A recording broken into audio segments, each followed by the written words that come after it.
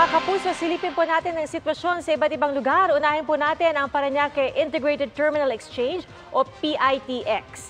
Dagsa pa rin sa terminal ang mga uuwi sa probinsya para sa long weekend. At nakatutok din po ang GMA Integrated News sa Batangas Port, gayon din sa Manila North Cemetery at gayon din sa Baguio City.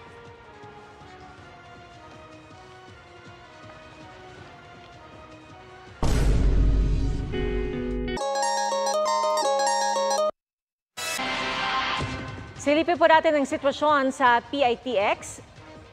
Mga kapuso, dagsa pa rin ang mga pasahero sa mga terminal sa mga oras na ito. At marami po sa kanila mga chance passenger o di kaya yung mga walang reservation. Alamin natin ang sitwasyon doon sa live na pagtutok. Sa Mindanao, 3 paaralan na dapat magsisilbing polling precinct ang sinunog ayon sa COMELEC. Paalala lang din po, iira lang liquor ban sa bansa mula October 29, bukas na po yan, hanggang October 30 dahil sa eleksyon. 24 oras weekend.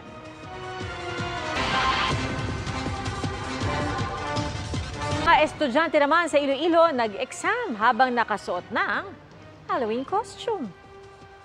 Tuloy-tuloy Wait a minute! ang sitwasyon sa PITX. Mga kapuso, sitwasyon sa PITX. Mga kapuso, bombastic side-eye, criminal offensive side-eye.